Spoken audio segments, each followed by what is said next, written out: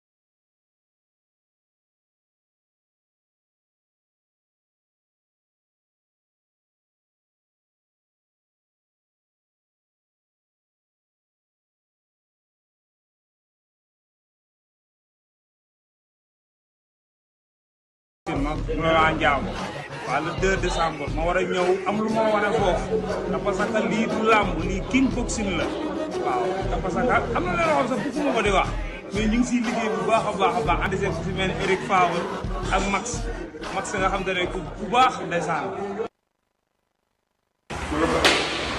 The Bluetooth device is connected successfully.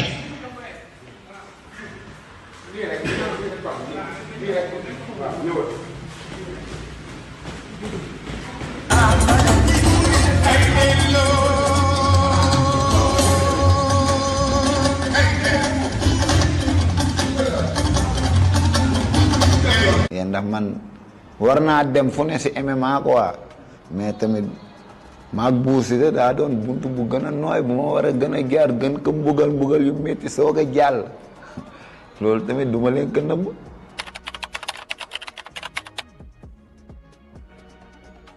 non même pas confiance sax mais yow boo toogee wét yow kese xam nga ne Bou Siteu maa ko mën moom bu ñëwee toog boo ko laajee bu gorewee dina la ne maa ko mën neexee mu solu Zakizan wala waa Batista wala lu ko neex mais maa ngi moom la. waaw man moom dama ko dóor yu métti mu daw 4 fois génn mu am 4 affectivement man aw ma benn affect parce que du ma arrière man damay dem rek te dama ko dóor yu métti mu daw génn kon tey bu ñu ma woowee taa si combat bu mel nii combat boo xam ne amul ay caxabal daanu ay victoire yooyu amul ci bii dañ maanaam combat bii maanaam dama ko soxlaa ak nag teg si nag fi ma ko joxee moo baax ñu joxe ma ko fi sama niveau tollaale ma war a dajanteeg Laurent Ndiago war ko dóor yi métti te parce que bii bokkul la ak sunu lamb fara.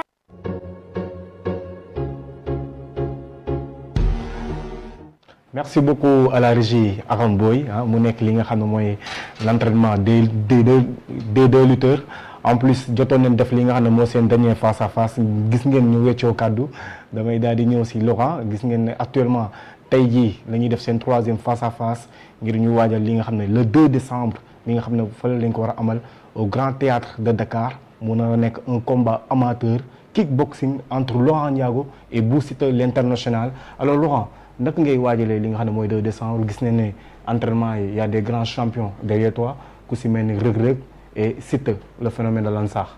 waaw ndax man entraînement yi nekkuma ci gan boo xoolee 6 mois boobu ba tey maa ngi liggéey yee moom mii moo siy gan comprendre nga. waaw yee moo siy gan. te moom mii bu toogee wéet xam na ne moom am na bis. billaay wallaay taalaay kii maa ko mën aller retour. billaay wallaay mais nice damay dégg ay nit sax lan lañ may wax. ñu dañ lay bëggee di bëggee Bou Siteu dawal ko yërmande comprendre nga. billaay wallaay taala xool du jeex. parce que man tamit loolu li ngay wax ni dama ko gis. non du jeex quoi. parce que yéen seen. léegi xam nga def. moom moo ngi ñun ñëpp nañ làkk France vas-y parle français tout quoi. et moi et toi tout quoi. parle français. kii il faut frapper bien et bon. frapper bien et bon bien. waaw mais yow Laurent. waaw parle communiquer parle bien Bou Siteu. Bou Siteu ma gis ni dafa mel ne français bi ayu si de. vas-y parle français. non français bi ayu si. il est là c'est international ci anglais lay dégg. il est là rek. anglais lay dégg. vas-y parle français. ah english ngay wax. allez speak English. parle espagnol no habla mucho. non yooyu noonu yëpp man français laa xam. te parce que Eric Favre mi je te comprends pas. yeah. les vas-y parle français. comme ça non quoi de ça de ça c'est honteux. 26 avec moi. mais 26 avec moi avec les Bou Siteu ku si mel ni Yaxya Diop xam na sax lu may bëgg a wax ak lu mu bëggul wax. boo ma attaqué bàyyi àdduna ma rek. Je pense que Bou Siteu a un Wolof international en fait. Oui, je pense que le Wolof de Bou Siteu, le monde entier le comprend. Alors Laurent ñu dégg si biir yee seen dernière face à face nga ne Bou Siteu moom daa jabet. non yow mais loolu yow fan nga ko teg yow da nga xeeb quoi. kii coach la Bou Siteu gis nga ko nii mu ngi si forme bu baax. Eric day gis. xam nañ bu déggul lu ñuy wax sax bu ñu waxee dina xam. kii moom ma fuuf. sànq yaa ngi may naan lan ndax lan am naa jabar. ma ne déedéet loo bëgg nga dem xaaral ba si kanam. kii am na jabar kii mag la comprendre kii lu mu mun a dékku man mun naa dékku. mais man kilifa laa. waaw gis nga. kilifa mais man bëgg naa am jabar mais sama coach moo ma ne xaaral. man xam naa ne instant bii nii man naa. Bou Siteu Laurent soxla naa ko. est-ce que moom war na la tiim naa la yow da ngaa jabet. sunu combat bee passé. waaw comme ni wax ni waxoon na ko sunu combat. bëri ngeen 17 minutes. mais bañ tëjee barrière yi wax boobu mu fa wax. li feeñu fa. waaw lu tax combat benee ndeysaan nag te borom baax la dama koy sant. kii man bu ma nit ñi bàyyi xel si làmb. dëgg la man ñëw naa ak sama am coo. mais moom dafa am 10 combats may ma sens. dëgg la bëri 10 combats daa ñàkk ñaan may ma sens quoi ndeysaan. geste xama rek. waaw. dugal nga ko fenn def rek geste bu nice. waaw sans dara. bañ ma woowee ne ma ñëwal arène nationale pour Bou Siteu may la sens gëmee ma ko. dama doo daw. may ma sens def geste bu nice mais bu arbitre sifflé sens bi ma may. dama koy delloo cër bi moom ndax bëri woon na 10 combats ma bëri benn. di ko arrière ba xel di dal ma jàpp ko daan ko. comprendre te nag bu dee seetaan ngeen ko. daa faju ba doyal. benn yoon la ma takkal deret. jagal sa micro. benn yoon la ma takkal deret ma dem di ko fomp mu jàpp ne dama kaa dóor ba mu daw génn dama kaa dóor ba mu daw génn. non kii dama ko dóor. xam nga loo xam ne mu ci internet bi ñun ñi seetaan nañ ko loolu nekkul lu ñuy wax. weñ mu rëb. si saa kii de mu rëb ma ne kii may bëreel. non dara neew fa. te rawatina cette fois-ci li bokkul ak lamb ri. ok lii ko nax. sur lu garaaw. waaw man ki ma daan sama premier combat arène plateau. moo ko mujjee daan. moo ko muy mujjee 2-0. yaa ngi gis. ak le 2. maa ngi mu. kickboxing maanaam lamb c'est diamétralement. mais yéen man kickboxing man diamétralement opposé ak lamb Sénégal yi ngay wax lamb taxaw kii bu jugee kii tey jii sa fes bu laalee sa daan kii ba nga bëre moom fes laa teg. wuy ma. fii kii tey jii nii yow.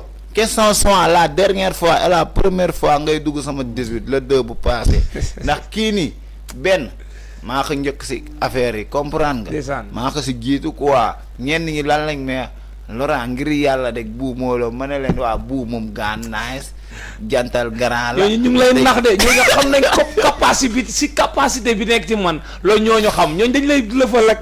maanaam man damaa mën xeexu ruumal xam nga ruumal. ruumal mooy la. mooy ay temps comme ngay joteeg nit nii rek ñu ne kaan yóbbu leen terrain ñu ruumal. léegi nag man loolu noonu. man ruumal maanaam man dañ maa yàgg ruumal ak ñu ma ëpp ma leen ni duma te bii nii dafa nekk combat boo xam te nii moom na fàtte lamb jee. lamb jee li fa xamul yëpp seetaan nañ ko. bii amul gàllaaj amul dara amul ay sotteeku biteel man xeex bii nii dafa nekk fight boo xam te nii maanaam man dama ko mën bokk maanaam comme ñun tëjal ñu nii barrière man ñun si ay lycée lañ ma daan ëffal ak samay morom.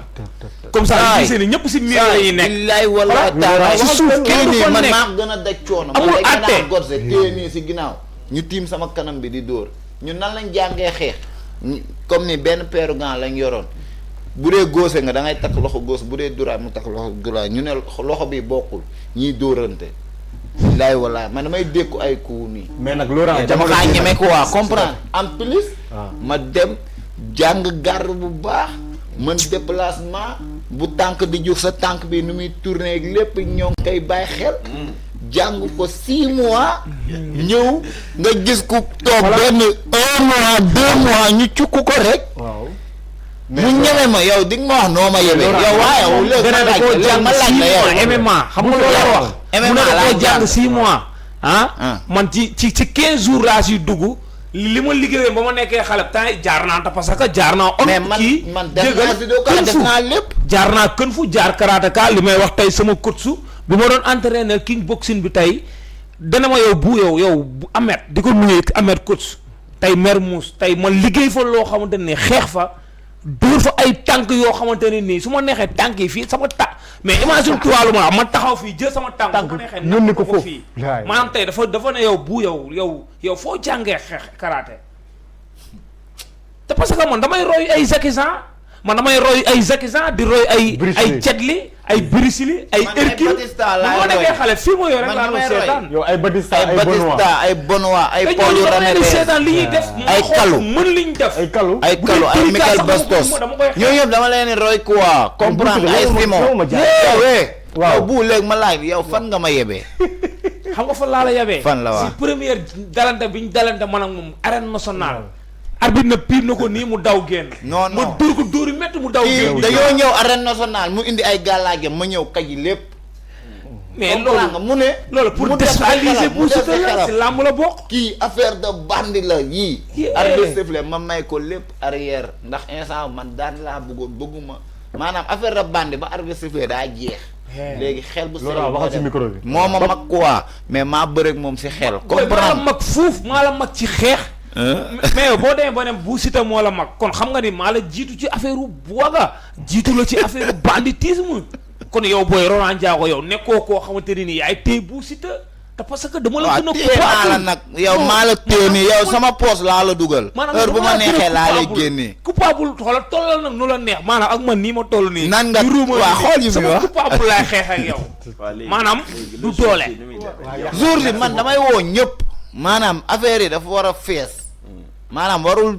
bëgguma di xool tribune yi mii yaraax est-ce que xam nga ne jour boobu noonu képp ku fa ñëw bu Siteu moo la fa indi ba tey mun na ne jeunesse bi xoolal man ñi ma bëgg xas nañ maa bëgg man ay étudiants sax maa leen di yóbbu stade yee man nitu nit ñi laa man ñu dul dem sport sax man maa leen di yóbbu xam naa lu si man comprendre nga mais maanaam xaaral ma woo ñëpp dama bëgg maanaam bis bi taaru yee bu dee ñoom ngaaka buñ ñëwee bu dee kii bu ma ko gañee ba pare damay taxaw ñoom ngaaka rab waaw ñu saay fa ma ak ñoom yee ñu classante ngaaka waa axlu bi rek quoi bu ma paree si ñooñu seen classe bi bu Siteu lañ si way ku si nekk génn way bu Siteu la moo mais tax ñooñu way ma damay kàllaama te parce que xam nañ ni bu Siteu niveau yu ñooñu nekk keroog man dama leen classe si toog bu ndaw boobu ça fait diamétralement opposé dama leen classe wax leen lu ñuy dégg waaw ne leen yéen man maa leen dàq rab ñu xulli seen bët ma ne leen bokk ma la genn golo bàccu ma la yéen ak seen jëfinu ma la kii la am keroog wax nga ko fii wax nga ko fii yow waaw léegi moom na xool moom lañ rab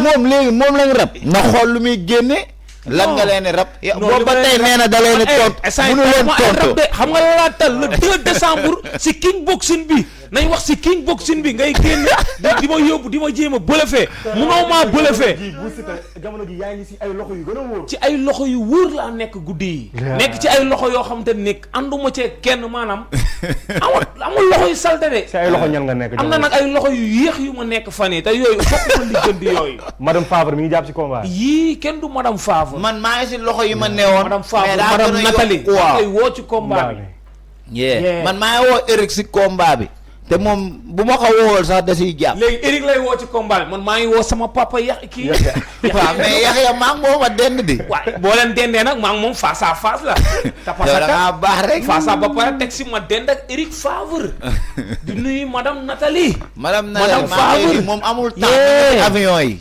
ndeysaan temps amul quoi. mais temps amul mais tamit ban lii nii sax temps amul te parce que le 2 décembre jeunesse bi laa tuddee combat bi nag fàtte woon naa la wax loolu. combat bi. tuddee ma ko sama mafia ko. jeunesse bi. kan yow tey jii combat bi jeunesse bi lan nga la war a andil jeunesse bi. ndax jamono ji ñëpp ñu ngi naan le nouveau ministre de la jeunesse. waaw c'est Bou Siteu. mais xoolal fu ñuy dem ba may naa taabale ay ministre de jeunesse. loolu leen war a andil jeunesse bi. non lu ma leen war a indil muy ndam combat bi na jeunesse. combat bi maanaam képp ku fa ñëw jour boobu le 2 décembre grand théâtre man maa ko fa indi man. ma wax la ko loolu noonu tey te jaaxaane te jamono ji est-ce que xam ne jeunesse bi tey jii. saa man dañ maay bëre arène nationale billaay wallaay ci kaw ba suuf fees. arène nationale maa ko njëkk a feesal. billaay wallaay taalaay maa ko njëkk a duy man maay bëre boobu bëreeguma arène. lu muy wax nii man dugaguma. 2018 ma def arène nationale lu mooy waar nekkoon lutteur quoi. mais pour le moment nii. la arène nationale là. mafia milieu mafia c'est moi Laurent quoi. Le 17 décembre il combat Laurent. le 17 décembre dama am combat ma ñaari lamb la am. oui contre Tafa Gueye. dama am ñaari lamb. ndeysaan waaw le 17 décembre maak Tafa Gueye 2 daf may chance quoi ndax bëre nag ñoom Ama Baldé ñoom Feugeul ak ñëpp moom daf maa yore bo mais le 2 laay wax ak kii ba pare le 2 moo ñëw. le 2 bëgg naa maanaam. grand théâtre waaw jàmm gën beeg géeju waay bi man barki démb laa jóge jiwee moom kii xamante nañ. te la mooy jiwee. waaw géeju waay laa la doo ngaaxa nag bàyyi ko yi ngay def nii. mais maanaam damay cëppee déglu ko rek géeju waay de man sama jabar sax. dafa faaroon naa billaahi waaw jabar man. daf may bëggee. kon moom bu mu wax géeju waay. àdduna ñëpp ko bëgg sama jabar dala ko. xoolal yu mel gi ngay def nii kii nu mu ngaaxa. kii xool instant yi nii maanaam léegi di bëggee waa Kër Mbaye Fall. non balaa ngay bëggee xoolal mais dama bëgg bis bi gis nga tey gi tamit. ñi tëggaluñu combat rek pour maag Bou Siteu kese. dama bëgg maanaam mu fees dell. léegi dama wallaahi grand théâtre dina fees dell dagg billet ñëpp ñëw. mu fees dell grand théâtre bu baax a baax ñu yëngal ko si faire pareil la lépp quoi. waaw comprendre nga mais dama bëgg mu fees dell. kii ñëw sañse lu neex ñëw toog maag bu kanam yi dina nor. te du yow loolu nga signé yaa ko signé. non te parce que maag Eric Favre kickboxing lañ signé. arab indi ma ko une signature. loolu lañ signé. la ngeen signé te parce que kickboxing. et il y aura des mais buñ signé woon MMA. kon ma rey kii waay. ce que nous allons faire. On va parler avec le président de la fédération kickboxing mu wax ñu lan mooy différence MMA ak kickboxing ndax kii nga xam ne mooy Laurent Ndiago il faisait du MMA pour que moom mu comprendre les règlements yi nga xam ne moo am si kickboxing li nga xam ne dañ koy tere ak loo xam ne dañ koy nangu mu daal si ñëwal mu indi ñu si ay éclaircissements yu clair. D'accord dëgg la MMA ak kickboxing du benn. Kickboxing soo bëggee mën MMA bu baax il faut nga maîtriser kickboxing. parce que am na benn partie MMA bu ñuy woowee striking ci kickboxing la am mooy nga taxaw xeex ak nit xam nga kickboxing pied point la kick mooy tànk mooy dóor ak tànk boxing mooy box bi ngeen xam. box la gars yi gën a miin des fois gars yi dañuy war a dem defi kickboxing di wax box. xam nga léegi différence mooy pied point la. donc da ngay téye say garde di dóor ak loxo comme ni ngay boxer di utiliser say tànk comme kuy def yeneen arts martiaux yooyu nga xam ne da ngay def gis nga tànk bii mooy version amateur bi bii la gars yi naka def gis nga dañuy sol casque di dóor nii mais même kuy la même yëg-yëg bi ngay am kon donc am na droit dóor fii tànk yi pied fii am na droit dóor foofu la jëm fii mooy kaw fii la kaw waaw kii copain moom tulli yu métti. ah bon non sama course bi xoolal fi tànk tubaab bi nekk. tey foofu laa teg sama tànk droit léegi nag ñii dóor nii. waaw nga garde bi mu am man sama garde nii la mel. nii la mel sa garde. garde normal laa yor lii mooy garde. gis nga garde bi ah léegi bàyyi ma te tey jii nii. garde bi nii mu def nii. tëf laa xëy def loxo bi day ñëw si biir bi pan. xoolal man nag bu ma taxawee. kii lu mu lekk da koy wëcc buñ taxaw mu sànni ma tànk bi comme tànk bi nu mu ma ko sànnee ne. xoolal tànk bi ci suuf. fii fu seet naa ko bàyyi loolu xel. waruma la ko léegi bu lekkee day wàccu. léegi xool bu mu lekk bés boobu. non léegi booy di nga xam ne maa mën xeex bi man ay Zakizan damaa yàgg a suivre Zakizan yàgg a suivre man ñoom kalu laa doo seetaan ay ñoom kalu ay ñoom Batista ñoom Batista ñoom Raúl Ramirez ñoom Benoît léegi ñoom Michel Bastos ñoom Teywo ñëpp dama leen doo léegi kickboxing dafa am ay règles dafay dooree d'abord comme ci làmb la lutte Eric tu connais le mbapat dans la lutte xam nga fii nii man su ma yeewu woon Laurent Ndiago ma ñëw bëgg a bëreek yow te demuma mbapat di nga ma ne demal mbapati soo tojul mbapat doo mën dem ci arène xam nga c'est la même chose pour le kickboxing amateur il faut nga jaar ci doog a mën yéeg semi pro dem professionnel bu Siteu mu ngi koy wax sànq ne bu ñu def casque ba Eric naan la dafa am ay règlement yu am ci kickboxing on doit respecter j'ai accepté ngeen am licence dugg ci kickboxing parce que vous êtes des combattants xeex mën ngeen ko léegi nag da ngeen di ñëw dugg ci règlement yooyu comprendre ngeen man judoka la je suis aussi kickboxer xam nga su ma ñëwoon ci làmb ji nii judo mun nga laalee wet te doo daanu te si làmb ji soo laalee wet daanu nga comprendre nga donc léegi ñun suñu mbappatu kickboxing balaa nga yéeg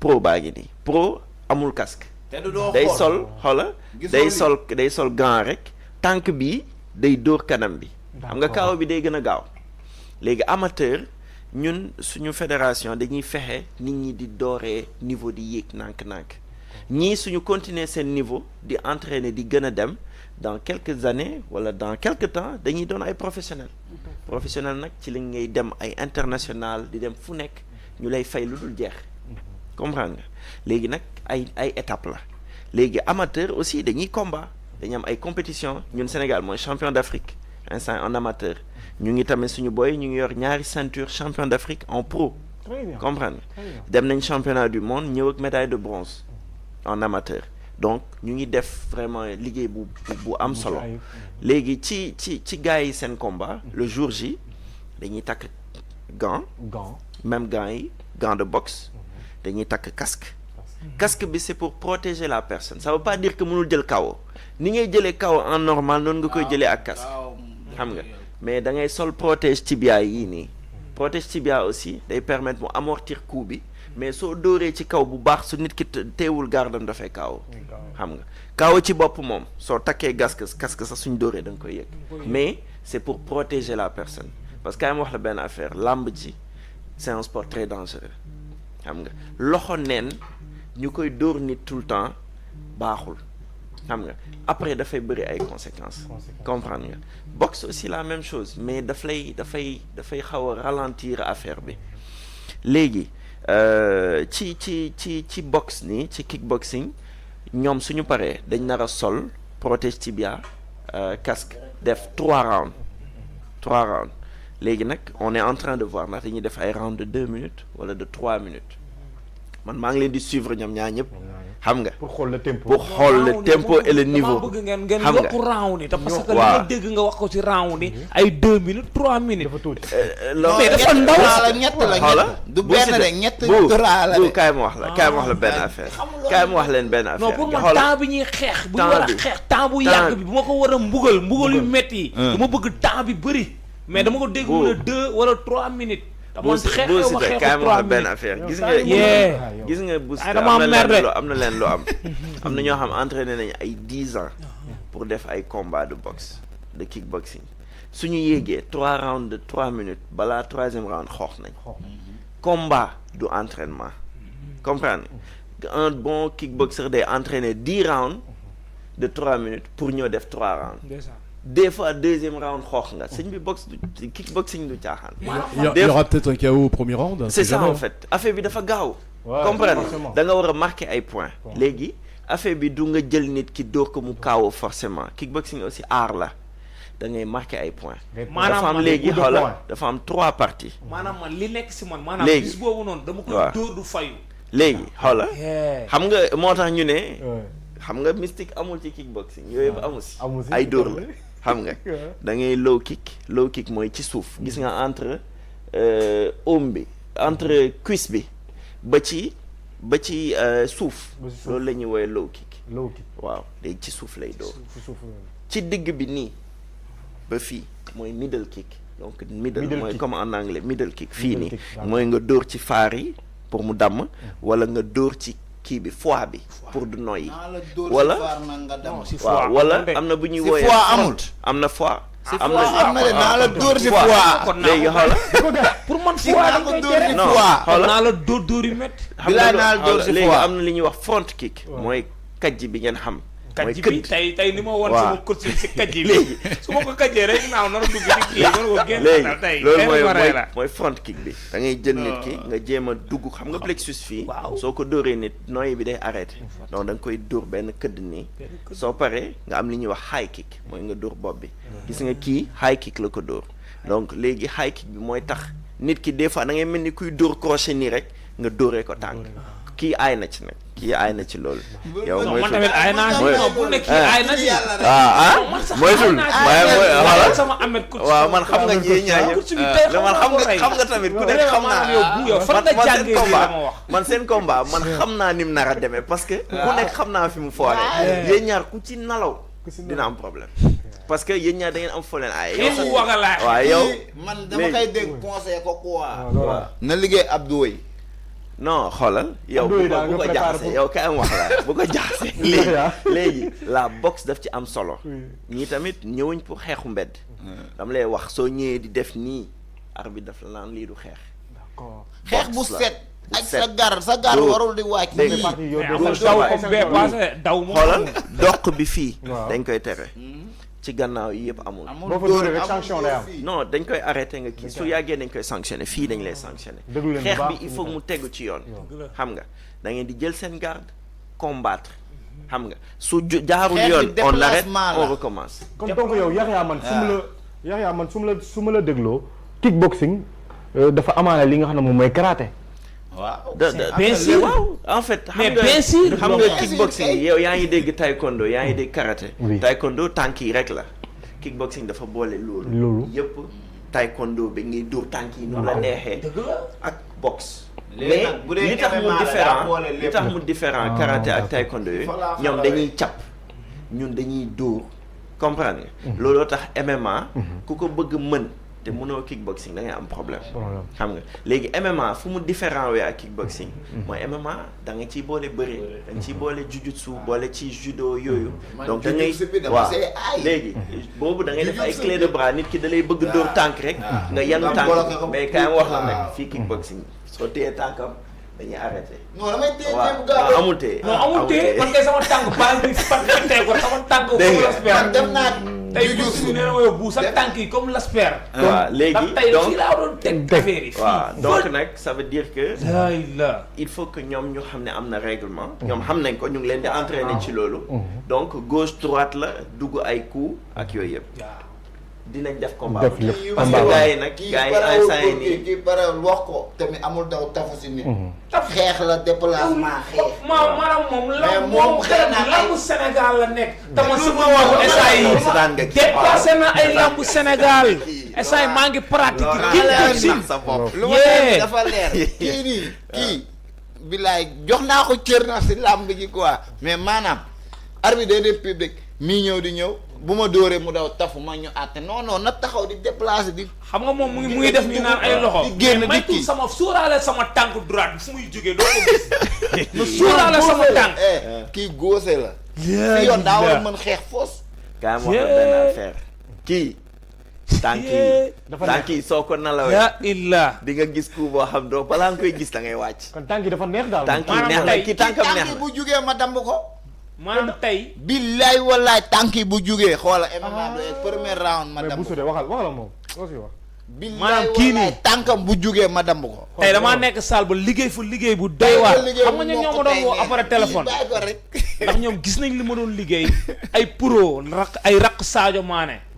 tey maanaam dañoo tey dama nekk tey entraînement ñu gis coono yu métti yi ma si daj ñu woo ma appel vidéo ku ci mel ne Lamine raq Sadio Mané ay gaajo xam nga ay yeneen gars yi nekk foofu noonu ñu nekk ñoo xam te ne maanaam ay nit ñu baax lañ daal nekk ay pro xam nga ñu pare nag tey pour jàpp ci combat bi te parce que ñoom xam nañ ne man king boxing laa jëm.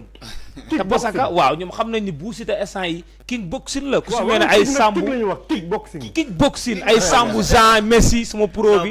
ñoom ñëpp maanaam combat bi king boxing combat bi pro yi ñoo si dugal seen loxo ma wax la ko tey. yow bu la pro yi jàpp man maa samay pro man maa ay Formose Mendy. ay Jean Messi ay Formose Mendy. meilleur buteur du Sénégal ay international ay xaa ay Ahmed damaa yor nag ay pro yu bëri barki yàlla. waaw ñenn ñi nag dañoo signéegul mais dinañ signé. yu nay la am. Formose Mendy daa nay. Formose Mendy moo gën a nay kuy nay. Formose Mendy doomu Grand daa nay. Formose Mendy loxo bi Papa Ndiaye daa nay Papa Ndiaye nayul. non Papa Ndiaye doomu Papa Ndiaye musa na am ku ma yóbbante. Papa Ndiaye nayul comprendre nga. xaa nayul Toussaint nayul. yee uppa nayul. Paafara nayul ñoom camp nayul ñoom zoo. waaw comprendre man maa ay pro de. maa ay pro mais ñenn ñi nag dañoo signéegul. ku ci mel ne ay Baye Serigne Pathé Ciss ay Baye Serigne Daouda Mbow international ak Sadio Mané la l'international. Sadio Mané sax combat bi nee na da ciy dugal loxom Sadio Mané. xoolal tey sama niveau fu Sadio Mané demee. mais man danaan dina ma jàppale sama combat bi king boxing bi. man ay Laasana Jara combat niveau la. yaa ngi képp ku ma doon jàppale làmb. ay Laasana Jara ancien jour ndax lii combat waaw da ciy jàpp ay la ay Alassane Ndao Alassane Ndao la l'international. meilleur buteur Alassane Ndao. kenn xamu ko di nuyu jabaram waa. Papis Demba Cissé ancien capitaine. Papis Demba Cissé day sonn samay mbir. mais Cheikhou Kouyaté Séri Zara. waaw Cheikhou Kouyaté yow rek la jàppale mosuma jàppale xamul dara. man Bou Siteu. yee est-ce que yéen xam ngeen. vous êtes conscient Cheikhou Kouyaté yow yaa nga xam man xaw ma ko. Séri yow rek Zara la Cheikhou jàppale Kouyaté ak Daouda Mbow. maa koy sant bu baax Zara Daouda Mbow maa koy nuyu bu baax di nuyu Moussa. n'est-ce pas mooy numéro 8 bi. mooy numéro 8 bi njool mi rek. yow rek la jàppale. day football di band loxo di tapale dara dal ko comprendre nga. non baal sama sóor. Kara Mbodj.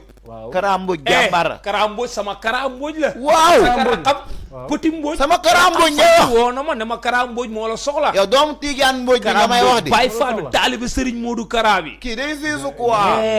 kenn du laal sama zone. mais numéro 5 Sénégal bi. ku laal sama kenn pro du wax suñu milieu de ma yàq terrain bi. émission bi léegi. ku laal sama pro ma yàq émission bi. samay pro lay xëccoog man. favor samay pro yi muy bëgg a nangu. ay rak Sadio Mané ay Lamine ay Gadio. bu bëgg a ñëw di billaay wallaay samay pro lay xëccoo nii. yee. day xëccoo samay pro. non au cas de football de l'international. kii day siisu quoi. ay Sambu nekk ay po yu mën a football ngay taxaw fii naan ay. sama centre bu nekk Mbour bi maa ngi jël ni yow teg ko si loxo Omar Mbour. yaa ngi yàq sama émission. yaa ngi tàngal sama mbaq. non du ko tàngal. tàngal sama mbaq. kii bu mu tàngal sama mbaq. léegi yow est-ce que yow xam nga yow tey jii est-ce que xam ngeen lu ngeen loo xam ne mu ngi leen di xaar vous êtes conscient si biir ring bi il y aura combien de rounds. Yaxya Diop combien de rounds ñoom ñaar. léegi sur la règle des amateurs. oui 3 rounds la. 3 rounds. waaw combien de minutes par round. waaw léegi rek c'est à nous de définir. d'accord am na 2 minutes am na 3 minutes mais normalement ils sont à 2 minutes. 3 rounds de 2 minutes. ku ko xeeb nag da nga koo musul def. dégg nga ku ko xeeb da nga koo musul def. waaw. hein non non 2 minutes 23 minutes. oui donc. waaw donc léegi comme ñoom comme gars yi xam nga léegi comme gars yi ñoom comme gars yi waaw non comme gars yi dañoo bëgg lu non comme gars yi dañoo bëgg lu métti. ça fait 15. non xoola comme oui léegi non 9 minutes. 9 minutes donc attends léegi. c'est facile mais 5 c'est 15 c'est difficile. non waaw léegi combat niveau laay pratiquer. combat niveau la. waaw niveau léegi international. waaw na niveau. alors Yaxya yee. comme amateur la. 3 fois 3 minutes am na. tu vois 3 fois 3 minutes. moi j'ai dit je veux voir leur niveau comment ça évolue parce qu'ils vont faire du sparring. moi je vais regarder comment ça évolue. parce que man bëgguma fa ñëw 3e round ñëpp di xoox di TNT ils vont faire la danse classique 3e round ils vont se je veux pas ça donc su ma gisee seen niveau yéegul je vais pas accepter du 3 fois 3 non mun ma ko yokk ci biir combat avant le combat vous allez savoir clairement. Non 3 fois 3 minutes ça va être du 3 fois 3 ngeen yéeg ngeen combat et vous faites ça dans les règles du kickboxing parce que arbitre dina fa nekk ring la nag kaay ma wax leen ring 6 sur 6 du caaxaan xam nga donc c'est des arbitres internationaux qui vont arbitrer comprenez. On fait venir des arbitres de l'île Maurice, de Portugal. France, du Portugal. Très bien. Voilà, Avec des arbitres locaux qui sont très bien, qui sont internationaux. Alors Eric, à quoi nous pouvons attendre sur cette deuxième édition en termes de spectacle, s'il y a des nouveautés ou pas? Ah bah, il va y avoir, c'est exceptionnel cette année-là. Vous avez la continuité du clash entre Akhlou Brick et Ngaaka Blindé, ouais. Donc voilà, là on a un public très chaud sur ces deux groupes. Qui sont tous les deux groupes avec beaucoup de talent. On a Niagissé qui sera là. Niagissé aussi, ouais. Qui est une très belle artiste et qui fonctionne très très bien actuellement au Sénégal. On aura Ayane également qui est une artiste abidjanaise, donc qui vient d'Abidjan, côte ivoirienne, qui a un gros succès aujourd'hui à Abidjan et qui nous fait l'honneur et le plaisir de venir se représenter ici à Dakar. Et puis on a aussi... Le micro, attends, ouais. Allez, ouais, Yahya, continue. Oui, on a aussi... Les danseurs, l'orchestre. Oui, ouais. On a aussi 8 combats, 8 grands combats qui vont se dérouler en kickboxing. En plus du spectacle, comme l'a dit Eric à l'instant. Donc on a 8 combats de kickboxing en pro. Donc 7 combats pro et 1 combat amateur. Amateur. Oui, donc on a des kickboxers qui sont venus d'Europe, donc de France, d'Afrique. Beaucoup d'Africains vont combattre. Donc on a un Gabonais, on a un Ivoirien, on a un Algérien, un Togolais, une Togolaise même, on a donc contre des Sénégalais. Et des Sénégalais, donc Tunisiens, francophones, français, franco-tunisiens, et aussi des Sénégalais qui vont venir s'opposer à toutes ces nationalités-là. Donc Sénégal contre tous. Très bon rendez-vous alors. Oui. Vous étiez sur un point très important, allez-y, Eric. J'étais sur un point qu'il y aura également, donc en dehors des artistes et des combattants, il y aura des danseurs, il y aura un orchestre, il y aura Abba, Pape Sidifal, Maemota, on aura des lutteurs qui seront présents, on a beaucoup de gens qui cette année se déplacent. D'ailleurs il faut faire vite pour les places, parce que je ne suis pas sûr qu'on ait des places de partout. L'année dernière on avait environ 1200 personnes, cette année on est à près de 3000, mais compte tenu du plateau et de l'engouement qu'il y a autour de ce show, je pense qu'il faut faire vite pour les places. Donc en ce moment les tickets sont disponibles? Les tickets sont disponibles, il y a des tickets à 10 000 francs. Les points de vente c'est où également? Alors les points de vente, vous avez Mbour Training, vous avez Apple Shop, vous avez la rôtisserie, vous avez des numéros aussi qu'on affichera après où on peut les trouver. J'en oublie peut-être. Obi-Wan également, aussi Plaza. Voilà. La rôtisserie sur le jet d'eau. On a un Mbour Training, on a le Grand Théâtre même, le Grand Théâtre National. Le Grand Théâtre même, oui. Et puis les téléphones où on peut livrer les billets directement. 78 630 56 14. 78 630 56 14. 56 30. Et vous pouvez aller sur le site Eric Fa Fight Legend. Sur Instagram, voilà, on a pas mal de sites où on représente, je pense sur la Fédé aussi. Oui. Voilà, donc, le fightlegend.officiel où on peut aussi avoir les informations. On peut appeler sur les numéros, on peut réserver à distance, on peut être livré. Donc il y a des livreurs spécifiques qui sont disponibles et vous pourrez appeler sur le numéro et avoir les renseignements ou aller dans les points de vente. Et il y a toujours possibilité bien sûr de les récupérer sur place, mais avec un risque de ne plus avoir de place à ce moment-là. Il faut venir très tôt pour en acheter. Il faut venir assez tôt, ouais. Là, ça commence à 18h. Il y aura aussi quelques démonstrations de bras de fer, de kickboxing justement, à l'entrée avant de rentrer dans l'espace show. Il y aura des tables VIP, donc là où la place est à 100 000 francs. des tables de 10. Donc là, on a déjà pas mal de tables de réservées. On a nos sponsors Kiren, Air Sénégal, OneXBet qui sont sponsors, et on a un soutien du ministère des Sports, ministère de la Jeunesse bien sûr, parce que je pense que cet événement est très important pour la jeunesse sénégalaise. Vraiment, c'est important. Moi, c'est vraiment le message que je veux faire passer. Il faut être conscient aujourd'hui que cette jeunesse a besoin d'avoir de l'espoir, de pouvoir trouver des emplois. Nous, on a créé des emplois, on crée des vocations, des futurs champions. Ces champions, il faut pouvoir s'en occuper aussi pendant toute l'année, les préparer. Vous le voyez, c'est pas anodin. Je veux dire, c'est de faire découvrir de nouvelles disciplines sportives. Il n'y a pas que la lutte et le football. Il y a plein d'autres disciplines sportives. Et je pense qu'on a un devoir de permettre à cette jeunesse aussi de pouvoir se trouver, de trouver un sport qui leur permette soit de créer un métier, soit de créer une vocation de futurs champions, de pouvoir les préparer pour qu'ils puissent après sortir du territoire pour aller faire des compétitions à l'international. Est-ce que vous avez l'appui de l'État ou du ministère des Sports? On a un soutien. Bon, maintenant, nous, on fait ce qu'on a à faire. On est vraiment engagé auprès de la jeunesse. Et sincèrement, Aziz, la jeunesse sénégalaise, elle est fabuleuse. Elle nous le rend vraiment bien. Je veux dire, tu le vois avec Boussiteux, avec Laurent, avec les Arloubrick, avec Ngaka, etc. Miyagissé, Ayane. Quand on leur donne de l'écoute, de l'attention et un petit peu de moyens pour pouvoir s'exprimer, c'est tout ce qu'ils demandent en fait. Ils demandent de pouvoir avoir une vie qui soit digne, qui puisse créer leurs emplois, qui puissent devenir demain des champions. Voilà, ils ne demandent pas l'aumône, ils demandent un soutien, un vrai soutien fort, honnête, plein, pour qu'eux-mêmes demain puissent créer leur propre carrière. Et c'est un peu le but derrière le côté entertainment, festif, etc. C'est aussi un business, parce que c'est pas un gros mot le business. Sans business, il n'y a pas d'économie, sans économie, il n'y a pas d'emploi, et sans emploi, c'est la pauvreté assurée, et c'est les pirogues qui partent tous les jours d'ici, du Sénégal, pour aller chercher d'autres horizons et qui ne sont pas forcément plus glorieux.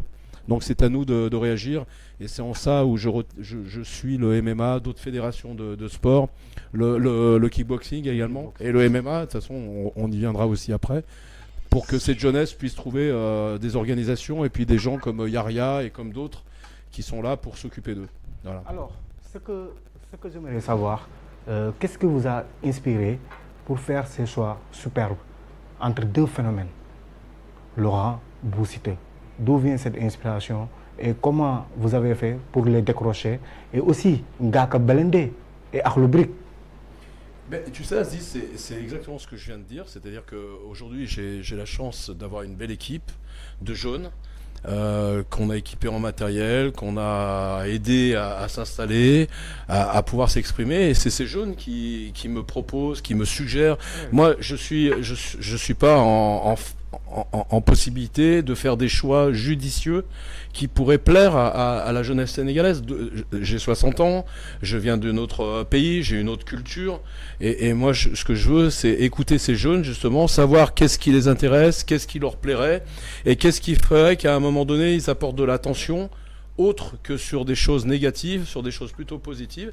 Et c'est cette équipe de jeunes qui est autour de moi, avec lequel je travaille, avec lequel on est en train de développer des beaux projets pour le futur, qui me suggèrent et me conseillent. Et puis après, on prend des décisions en collectif. Vous savez, on ne fait jamais rien tout seul. Je suis beaucoup mis en avant, mais sans mes équipes, il ne se passerait rien. Et sans les Laurent, les Boussiteux et tous ceux qui nous font confiance, il ne se passerait pas grand-chose. C'est un travail d'équipe. C'est un travail d'équipe, de partage, et l'union fait la force. Voilà. Merci beaucoup Yahya. Naka ngeen def ba jékki-jékki rek am inspiration Arloubrick diggante ba Ngaka Blindé ñu xool ñaari label ñu bëri coow lool naka ngeen def ngir décrocher leen ñu nar a jàkkaarloo un face to face ñu def clash loo xam ne c'est la première fois mu neen ko wax mi am si li nga xam ne mooy hip hop Galsen ñu yóbbu leen si grande salle bu mag a mag ñu nar a jàkkaarloo.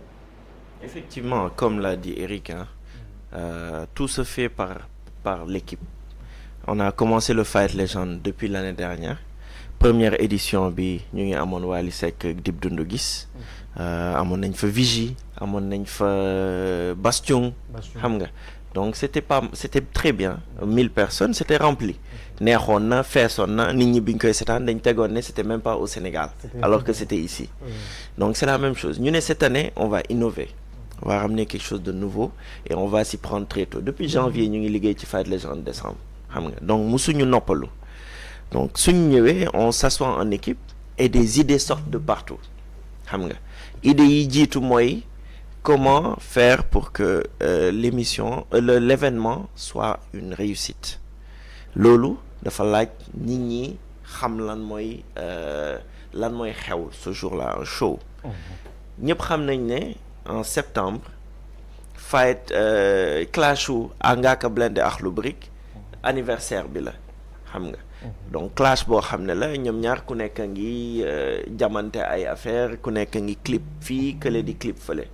Donc on a profité de l'occasion, on a vu une ouverture par le conseil des jeunes qui sont autour, parce que si ça ne dépendait que de nous, effectivement, on allait être sur d'autres horizons et d'autres business, parce que Eric est entre 2 avions et là au Sénégal aussi entre 2 réunions. Donc il faut forcément le conseil de ces jeunes-là et le soutien aussi de tout un peuple, des Sénégalais qui adorent tout ce qui se fait par ces jeunes-là. Ngaaka Blindé am na publicam, Akhlou Brick am na publicam, Laurent Ndiago am na publicam, Bou Siteu am na publicam. Donc suñ demee ba gis ñooñu ñëpp naan boole leen def leen dara, parce que clash interposé dafa neex, clip 24 heures, clip 24 heures. Maintenant le nouveau concept boo xam ne y en a pas au Sénégal, c'est ils sont là. Kenn ngi nii léegi looy def sa morom. Kii mu ngi naan kii dóor naa la ba nga génn saa kii nekk dama la bàyyi ba nga sonn ma caxabal la léegi ñu daje ci kickboxing xam nga léegi xam nga boobu moom amul leneen léegi comme ni mu ko waxee dal bonde la tu montes tu reviens il te tape xam nga donc il y aura plus d'excuses xam nga c'est la même chose pour Ngaaka Blindé Akhlou Brick xam nga waaw élastique la day ñëwaat léegi c'est la même chose pour le rap xam nga le rap est en train de s'innover, de se rénover, parce que on voit des gars qui ont créé un concept de clash 24 heures sur 24. Tu fais 24 heures, tu m'attends à 21 heures, je te fais un clash. Maintenant, nous, on ajoute à ce clash-là le fait que les gars, ils sont là, dans un ring, pour faire quoi? Pour se clasher. Ou pourquoi pas même combattre. Xam nga gis nga fi ay youtubeurs yoo xam ne ils sont devenus des boxeurs. Donc maintenant, dans les sports de combat, dans l'entertainment, l'entertainment d'une façon générale, tout peut arriver. Il faut juste que les gens en veulent. Et on remercie aussi ces grands artistes-là qui ont accepté ces contrats, qui ont accepté de faire ce type d'événement-là. C'est à saluer et c'est quelque chose de nouveau. On va voir le 2 décembre, on l'a jamais vu au Sénégal. Musuñu ko gis. Festival, son et lumière, show, combat, kickboxing yu musul am et concert, show, clash yu musul am. Tout à fait. Je tiens à rajouter une chose qui est importante pour l'image aussi du Sénégal. Quand Laurent devait venir à Lyon pour le combat de MMA, malheureusement on n'a pas eu les visas. J'ai pu constater, moi, de mes yeux, à Lyon, tout le monde attendait Laurent. C'était même pas Bombardier, c'était Laurent. Ah oui, les gens me disaient pourquoi Laurent il n'est pas venu, etc. J'étais très impressionné. Et c'est vrai, comme le dit Bou Siteu, la diaspora sénégalaise regarde à les yeux rivés. Voilà. Et puis sur tout ce qui se passe en ce moment.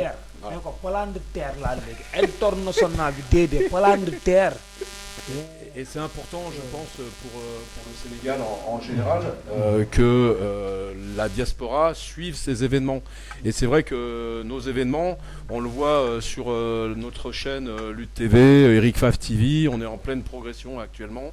Pourquoi? Parce que les événements, la qualité des images, la qualité de ce qu'on fait intéresse aussi la diaspora, parce qu'ils sont dans leur pays avec des belles images, des beaux sons, des beaux concepts, et c'est un lien encore avec leur pays, quoi, le Sénégal.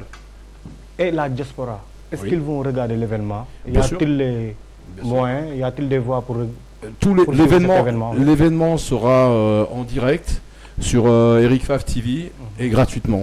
Gratuitement. Voilà, on le fera gratuitement pour la diaspora, pour le peuple sénégalais. C'est vraiment important que la diaspora pourra suivre cet événement en direct sur Eric Favre TV. Il n'y a pas d'histoire d'argent, on est dans de l'entertainment. Et c'est de montrer qu'ici, à Dakar, au Sénégal, il y a une jeunesse. Il y en a, moi j'en ai marre de toujours entendre à la télé, aux informations, les gamins qui prennent des pirogues, qui se tuent au milieu de la mer et autres. Mettons un peu l'accent sur les jeunes aujourd'hui qui se bagarrent, qui se battent pour rester dans le pays, pour pouvoir trouver un emploi, pour pouvoir devenir des champions. À un moment, voilà, mettons en avant des gens comme Haroubri, comme Ngaka et autres. On n'est pas obligé de faire venir toujours des gens de l'extérieur, etc., où on leur propose des primes monstrueuses et que nos artistes ici au Sénégal ont du mal à boucler la fin de mois. Donc c'est d'essayer d'inverser un petit peu la tendance, de montrer qu'ici, en Afrique, on a du talent, on n'a pas à avoir de complexe, et au contraire, on doit être fier de notre culture. Je dis nous, je m'associe à la culture sénégalaise, et au contraire, on doit montrer que notre culture, notre façon de travailler ici, etc., elle vaut aussi de l'argent, et qu'on n'est pas toujours obligé d'aller chercher des athlètes ou des artistes à l'extérieur. Les payer eux cher, et ils repartent avec leur chèque, mais nous, on reste... calé au Sénégal, content d'un souvenir, alors que nos athlètes ou nos artistes doivent continuer à créer et à donner du bonheur ici au Sénégal et au monde entier. Très bonne solution et très bonnes idées. Pour la diaspora, vous pouvez suivre l'événement du 2 décembre sur Eric Favre TV de manière gratuite. Selon monsieur Eric Favre TV, le promoteur de cet événement, vous pouvez suivre clash bu nar a am si diggante ak li nga xam ne mooy Akhlou Brick ak diggante ki nga xam ne mooy Ngaaka Blindé di ngeen mën a suivre le combat amateur kickboxing entre Laurent Ndiago et Bou Siteu international di ngeen mën a suivre le spectacle de Mia Guissé ak leneen nga xam ne y a des surprises yi nga xam ne dina fa am ngeen daal di dem sur les points de vente ngeen jënd les billets pour aller suivre li nga xam ne mooy cet événement majeur bi nga xam ne moom la ñëpp di xaar moom la ñëpp di waxtaane muy le 2 décembre alors damay daal di ñëw si Bou Siteu international jamono ji fan nga toll si entraînement bi parce que lu la desee li nga xam ne si ay jours bëriwul ngir nga mën a s'affronter ak sa adversaire Laurent Ndiago. waaw préparation yi moom ñu ngi pratiquer affaire yi ka ànd see ku si mel ni coach su Ahmed waaw di nuyu Yaxya moom moo dox lépp daal Yaxya nekk nit ku baax si côté Laurent Ndiago tamit noonu lañ ko jëlee tamit am ay coach yu ko booleel te parce que bokkuñu ay coach te tey lii rek yombul. peut-être sa micro baax nga wax.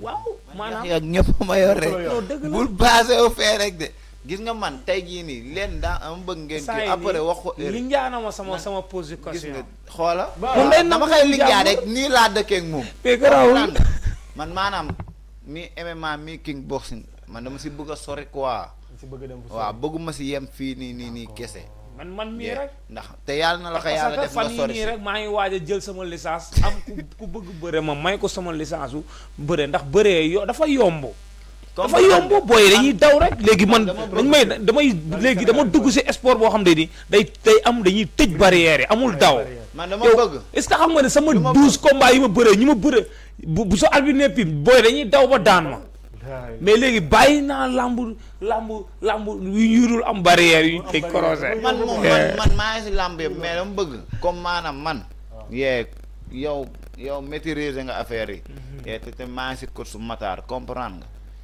nga dama bëgg a sori si ay nganu yii nii yëpp bëgg naa xeex ak ñoom man mii roq barbawaa rek bëgg naa bëre ak moom xeex ak moom comprendre nga ay nganu maanaam ñii champion d'Afrique yi man bëgg naa bagaar ak ñoom quoi waaw te man xale laa man fekk waaw maa ngi entraîné rek maa leen ëpp sens sax xam naa ne balaa maa egg seen niveau ñu jëm mag mais maanaam ay MMA kickboxing mun nga màgget sax di ko def du problème. mais fan yii moom ku la gis xam ne yow moom da ngaa yokk poids. waaw maa ngi si liggéey dama am ñaari combat nag. waaw damay liggéeyandoo ñaari liggéey yëpp comprendre. man moom mais maanaam dama toll ci wàññeeku. waaw wàññeeku la jàmm soxla ma si 10 coach bi rek tey wax naa ko.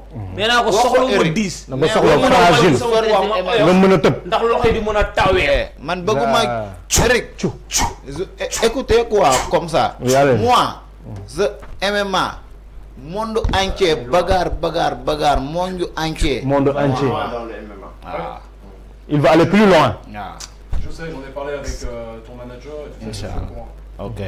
C'est dans la tête. Wow. Mais là, c'est chaque chose en son temps. Là, pour l'instant, on a le 2 décembre. Après, tu as le 17 décembre dans la lutte. Et après, on a l'année 2024 qui va arriver. Il se passera d'autres choses dans cette année-là. Et toi, ça avec vous vous, qu'est-ce que vous maanaam mu ne. Pareil avec Moussiteux, c'est étape par étape. Pour l'instant, on a le 2 décembre. Et après, on va passer dans une nouvelle année. C'est une année qui va commencer sous le signe de l'émission que tu faisais avant, de la politique et des élections présidentielles. Donc, il va nous laisser un petit peu le temps de bien nous préparer pour l'année 2024 pour pouvoir après aborder, comme tout le monde, une année sur les chapeaux de roue et organiser pas mal d'événements. les athlètes. C'est ça qui est important parce que c'est bien d'organiser des événements, mais c'est le reste de l'année qui est important, c'est la capacité de pouvoir avoir une bonne nutrition, une bonne supplémentation, de prendre des bons entraîneurs, d'avoir une technique, d'avoir une structure qui leur permette à ce moment-là de s'entraîner. Et là, c'est un gros travail à mettre en place. Un gros travail. Ah oui, c'est même sax après li nga xam ne mooy 2 décembre. waaw suivre leen jàppale leen bu baax a baax. Est-ce que pare nga pour lancer wu dugg carrément si kickboxing bi ak MMA bi. mais xanaa déggoo lu ma la wax fii instant yi lamb ay yii kii nii maanaam instant yi maa ngi ci sport kickboxing. léegi signé naa kickboxing. maanaam léegi ak MMA ak MMA. maanaam man xeex yii nii man mooy sama xeex. kickboxing. Kickboxing. Aziz, oui, Eric. Une chose importante, à Abidjan, en Côte d'Ivoire, le club Eric Favre Gym aujourd'hui a été agréé donc par la fédération ivoirienne de MMA. Excellente nouvelle. Et on est là donc comme directeur sportif pour préparer les athlètes ivoiriens dans le MMA. Donc, et les suivre, les détecter, les comprendre. C'est quelque chose que j'aimerais dupliquer après au Sénégal. Toutes nos félicitations. Donc voilà, c'est important et ça nous demande de trouver un endroit. On est en train de chercher de manière active pour pouvoir monter un centre d'entraînement qui nous permette de recevoir tous ces jeunes, tous ces athlètes pour pouvoir les entraîner dans les différentes disciplines sportives et dans la préparation physique. Yahya, boo amee loo si yokk c'est cette bonne nouvelle. Oui, c'est une excellente nouvelle. Ça fait depuis quelque temps, hein, on recherchait même un centre qui va se retrouver dans Dakar ou hors de Dakar, hein, qui pourra accueillir donc athlètes yi ñu mën a compétir, préparer seen compétition yi parce que loolu dafa am solo.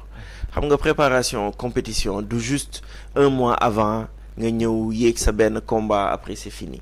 Non, da ngay jël année lëmb di xam looy lekk. Xam nga Laurent Ndiago mu ngi nii di wax dafa nekk di yokk poids, Bou Siteu mu ngi ne day wàññi poids.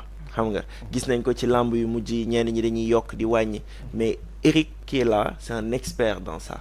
Xam nga Eric xam ngeen ne dafa am dans la nutrition am na ci ay loo xam da la koy jox nga xam looy lekk pour wàññi poids, looy lekk pour yokk poids, comment tu vas gérer ta nutrition d'une façon boo xam ne dafay jaar yoon. te loolu lañ soxla dans notre sport ici. On a de super talents fii nii gars yi dañoo aay ci sport mais suñu gros problème mooy suivi bi. Xam nga yow soo bëggee dajeeg nganu xam nga il faut nga yokk poids soo bëggee dajeeg Modou Lo Tapha Tine yi ngay wax mënoo garder même poids bi. Xam nga loo mën bëre gars yi suñ la jàppee combat bi dafay gaaw. Xam nga donc il te faut savoir nan ngay def bay mën a téye sa poids benn niveau bi ak endurance bi nga soxla ak doole bi la force. Xam nga loolu ça demande des centres yoo xam ne dañuy nekk centre de haut niveau. te loolu la Eric bëgg indi Sénégal. Xam nga et pour réussir dans le sport il faut de la planification. C'est-à-dire qu'on doit planifier ses entraînements, planifier sa nutrition. S'il n'y a pas de planification, c'est fait un peu au petit bonheur de la chance. Et les résultats ne peuvent pas être à la hauteur de ce que la personne a la capacité de faire. Donc on doit planifier, et on planifie sur 6 mois, 8 mois, on ne peut pas planifier un mois avant, parce que c'est de l'amateurisme. Il faut qu'on passe un cap où les gars sont supplémentés correctement en vitamines, en acides aminés, en minéraux, pour pouvoir éviter les blessures, qu'ils aient des entraînements suivis, et pas simplement, comme le dit Yahya, s'entraîner un mois avant ou 2 mois avant parce qu'il y a la compétition qui arrive. Si on veut sortir à l'international, il faut devenir plus professionnel.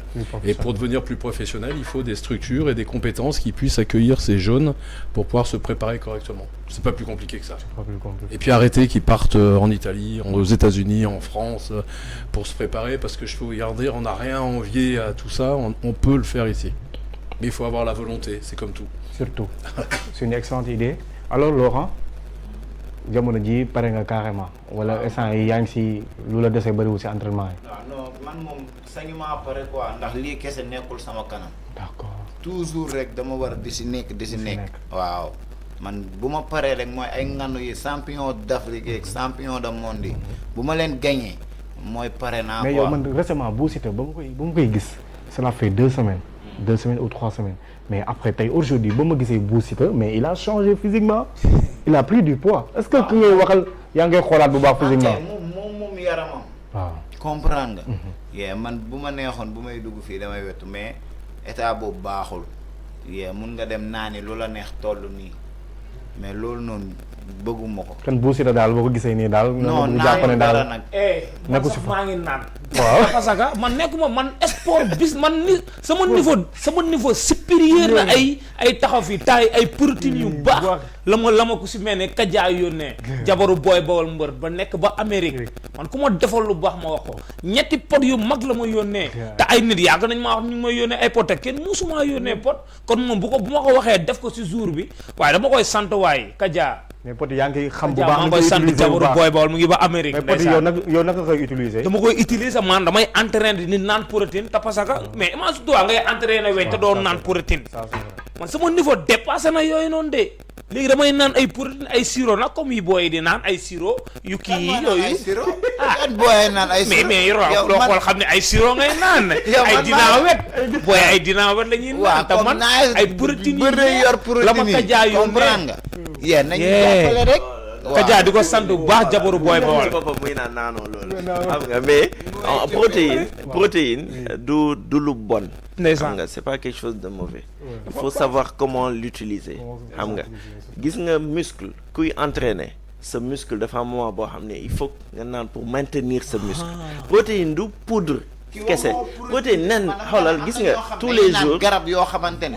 non loolu waaw non du ay doom xoolal gis nga tous les jours soo doon defar nen kese omelette nen protéine la xam nga jën am na protéine yàpp am na protéine donc protéine moo la boo xam gars yi dañ koy utiliser ni naan yaa ngi def poudre ak yooyu poudre protéine bi nan lañ ci jël mixé ko.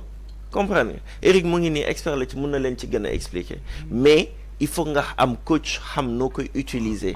am ñoo xam seen yaram peut-être du loolu la ñu war a jël dafa am toujours lu spécifique.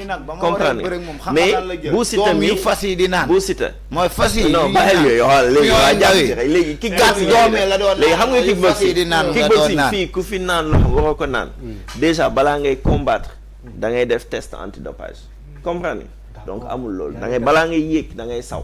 Là-bas c'est plus professionnel. C'est professionnel. Par rapport à la lutte sénégalaise, il n'y a pas de dopage. Il y a pas, on fait de l'antidopage chez nous. Donc c'est pas du dopage. Kii li muy wax mooy dafay entraîner ay muscles la bëgg maintenir.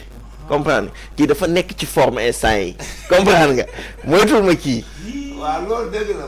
man maa xam nga lan moo am ma ko man nekkuma di bu may naan garab mun naa toll. ki bañ amee combat mooy doom yu fas yi di naan fas yi. waaw fas yi buñ feebar doom yi naan mooy per yoo xam ne ay 4 la si doon naanandoo. affaire yi génnul si yaram bi de. si kanam bi la génn. moo taxoon fu ma ko dóor mu naaj. dama sonn noonu ay doom fas la doon naan. léegi nag mais nag dama ko arrêté après daa am xaj bi la naan non xaj bi la naan. dégg nga nee na xaj bi la naan. xaj bi ma xas ko mu bàyyi ko. yee. boo ko xasee da kaa bàyyi. da kaa bàyyi. mais instant mi ngi si ay loxo mar di naan protéine. ay protéine yu légal. leer di légal jabaru booy boo. mais nag léegi moom na conseil ñii di naan garabu fas yi ñu bàyyi ko. non maanaam ñoom si niveau maanaam si niveau temps yooyu niveau yi ma nekkoon. niveau interbanlieue laa nekkoon. te léegi niveau international. yow man mii nekk mbëru nation nag. nation yow foo nekkee. waaw man mais waaw da ngay siy génn nit na la Roland Ndiago ministre de jeunesse. kii kenn mënu ko naataam leen dara. Eric mi ministre bañ may tuddee Bou Siteu planétaire. mais Eric foo woon Max si kanamu Balde. Balde na ma Bou Siteu planétaire. Eric Favre nee na nekkatoo international te parce que yàgg naa gis. tubaab yi di ko fa Eric. mais man la tubaab yi man la ñuy seetaan la ñuy kii biir France ay Zema Foude ça. bi muy def combat. effectivement de à Lyon les gens sont venus de Paris pour regarder. Oui, clair. à Lyon. donc kii yëpp maa ko moom. fii y a 2 internationaux. Il y a 2 internationaux waaye. Lyon li ma fa am ci ay junni doomu aadama ñu may topp di ma suivre. billaay xaar ma dugg MMA waaye kii ñooñu topp ñu kii waaye. Lyon li nuy waa Lyon bu baax ku si mel ni ñoom Bamba ñoom Lamine sama mafia Lyon beeg ñëpp. mafia rek nag leen lim xool ñu ngi lim nii. billaay wallaay taal buñ ko vocalee vocal nañ. Bamba maa ngay bëgg Lamine borom ñaari tali xamal lu ma lay wax gis nga.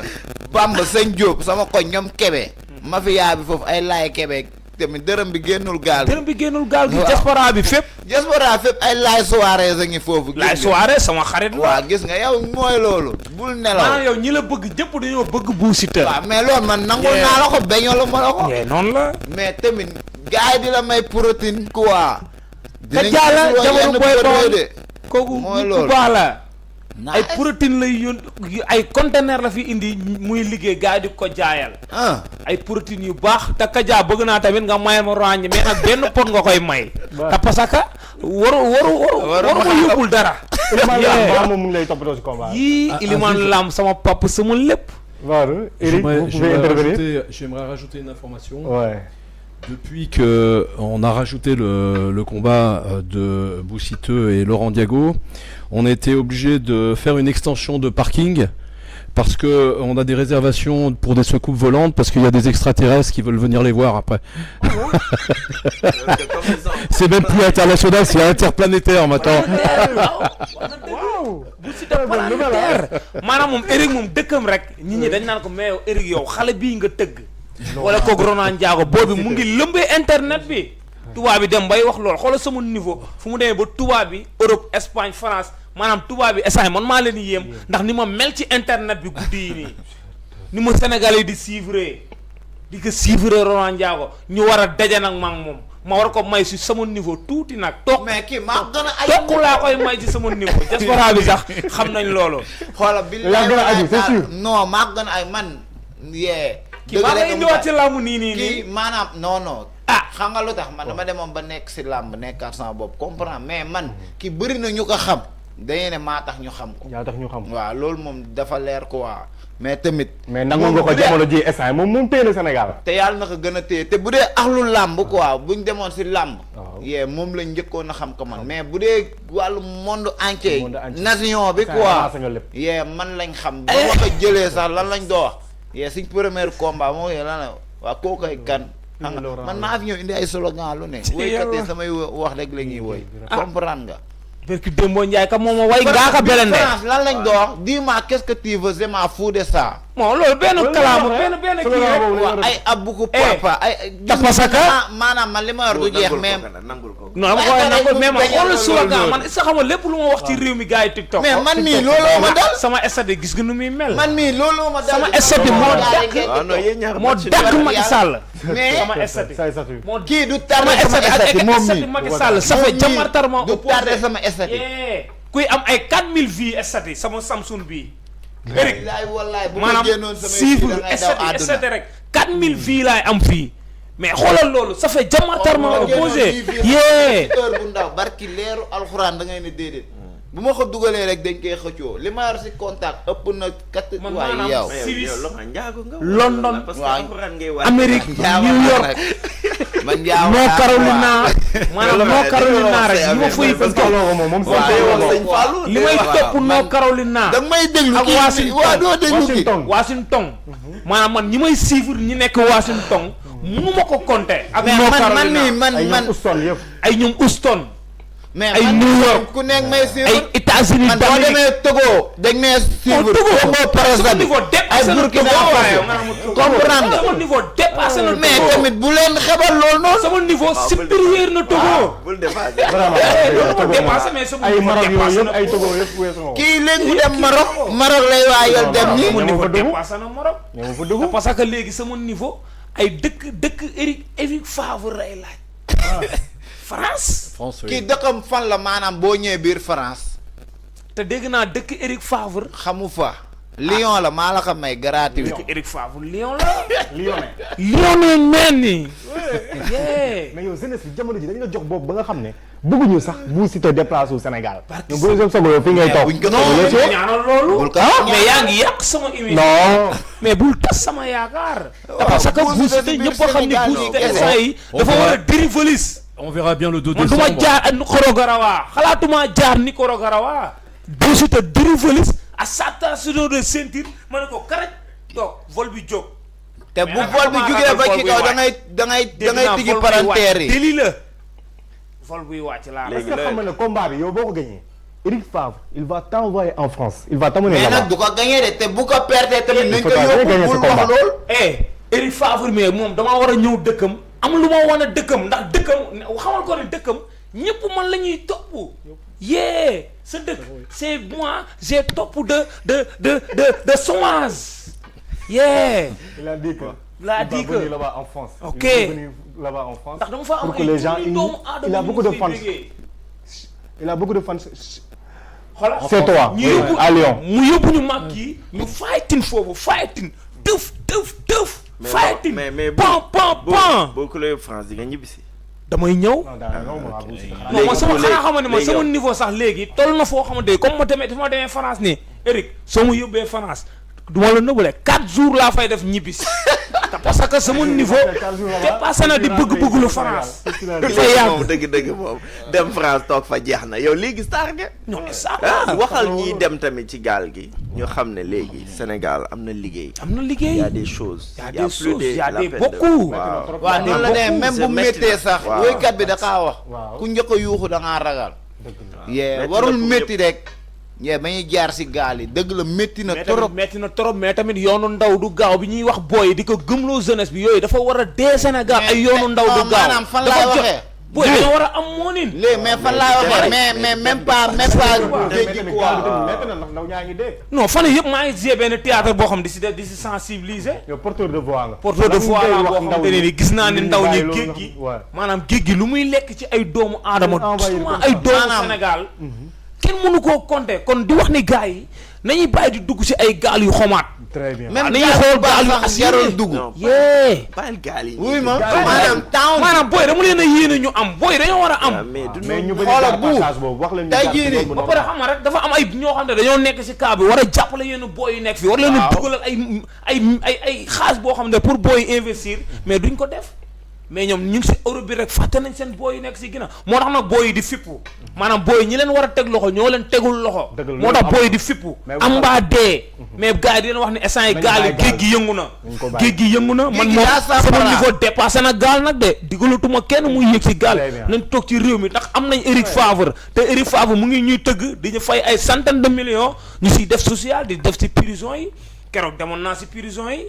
ba def sa social boo xamante ne nii ça fait camartarement opposé ak social bu mel noonu ci benn xale nekk mbër awma dara nag mais damaa am ay nit am nekk si ay loxo yu wóor ku ci mel ni suma papa Iliman Lam sama social bu du woon moom mu ñaaw ay millions la ma yónnee ma def social bi wër kaso yu nekk si Dakar bi yépp di def social di dimbali ñu nekk si prison ñi détenu yi est-ce que xam nga ne si prison yi day am 2 ans laa la nit nekk fa ñaari at kenn du leen mos a dugal lekk ñam lay wax ni parce que Seydina Mohamed man looloo taxoon ma gën a def social bi yóbbu fa lépp ay mburaake loolu yëpp yóbbu leen ay mburaake ay lekk xam nga maanaam Iliman Lam dafa ma dooleel waaye ma ak Mourtala yónnee ma xaalis seetaan nañ ma sama social bi waaw Ahmed borom noo Carolina yónnee ma xaalis bu bëri diaspora bi am ñoo xam ne dañ maa yónnee xaalis envoyé ma ko sama call bii nii si 5600 messages yi code yaa ngi foofu code xaalis te xaalis boobu dafa war a delluwaat ci prisonnier mais mënu ma kaa gis moo tax yenn saa yi nit dafa may message na buudu tontu message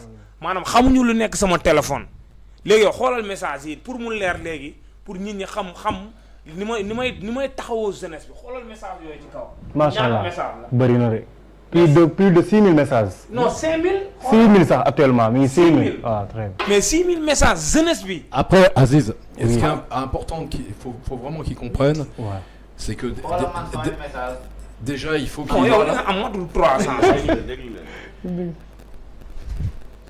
Plus de 5000 et quelques ans, 6000 et quelques. À peu près la même chose. Ouais. Alors, mais merci beaucoup. Il faut... C'est très bien que la diaspora regarde des gens de leur pays parce qu'ils en sont fiers. Faut comprendre une chose, c'est que eux ont leur place ici au Sénégal. Et que ces jeunes aujourd'hui montrent qu'ils sont en train de progresser dans leur carrière, qu'ils sont en train d'œuvrer pour la jeunesse eux-mêmes sénégalaise, qui ont la chance, parce que beaucoup pensent qu'ils ont de la chance de venir en Europe. Mais je te garantis que c'est pas une chance de venir en Europe. C'est une chance, je peux le comprendre que les gens rêvent d'aller là-bas, mais c'est là maintenant, il faut inverser la tendance. Parce que si tous ces gens de la diaspora les regardent, c'est qu'au fond de leur cœur, ils sont sénégalais. Et il y en a beaucoup qui regrettent d'être partis de leur pays. Et qui ont la nostalgie et qui regardent ce qui se passe et qui regardent la jeunesse en train de faire les choses.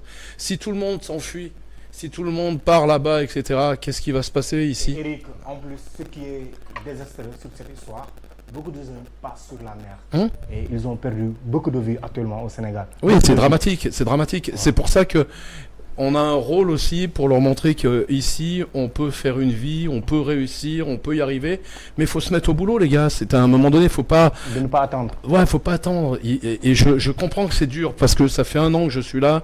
Je sais que c'est difficile pour tout le monde, mais il faut changer ça. Il faut montrer, regardez, aujourd'hui, le Sénégal évolue. Il y a un PIB qui est largement supérieur à celle de la France. Il y a des politiques aujourd'hui qui vont évoluer, c'est obligé, ils peuvent pas faire autrement. Vous avez l'arrivée du pétrole, vous avez l'arrivée du gaz, le Sénégal va changer dans les 2, 3, 4 ans qui viennent. Et ben cette jeunesse, elle doit prendre sa place, elle doit arriver à créer des emplois. Nous, on a créé déjà pas mal d'emplois, des gens qui reprennent l'envie de faire quelque chose. Donc c'est notre rôle, nous, d'anciens aussi, de les canaliser et de leur donner les outils pour qu'ils puissent rester ici. Faut arrêter cette hémorragie qui sert à rien. Franchement.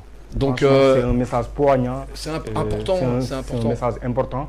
Alors Yahya, ba regard nga am li nga xam ne sur l'immigration clandestine xale yu bëri ñu ngi jël li nga xam ne mooy yoonu géej gi des fois mer bi dafay agiter carrément et on a perdu beaucoup d'enfants, beaucoup d'hommes sur la mer qui ont passé par cette mer très agitée.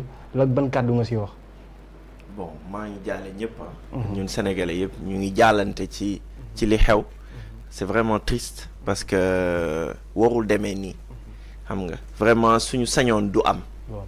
metti na trop man instant yi li may jéem mooy xam lan moo xew lan moo nekk ci bopp booy xam nga am mbaa dee bi dëgg la am mbaa dee moom jeune war na dundee noonu mais am mbaa dee du dem xaru ci waaw xam nga waaw non métier am na non dëgg la non du c'est vrai l'électricité Sénégal musul la yomb nourriture Sénégal musul yomb tout est cher depuis indépendance Sénégal musul yomb pourtant mun nañ bay lépp fii mun nañ am lu ñuy am biir Sénégal xam nga am na ñu fi nekk ñu koy am te xamuñu gouvernement xamuñu politicien xamuñu dara ñu ngi ci marché yi ñu ngi tudd bawol yi ñu ngi tudd ñenn ñi fii lañ koy reyantee am ñoo xam ne boutique gu mbagg lañ yoroon léegi ñu ngi am seen boutique ñooñu fu ñu jaar am na lenn lu jeune sénégalais léegi dul def mooy nangu xam luy marge bu ndaw xam nga nangu xam luy bénéfice bu ndaw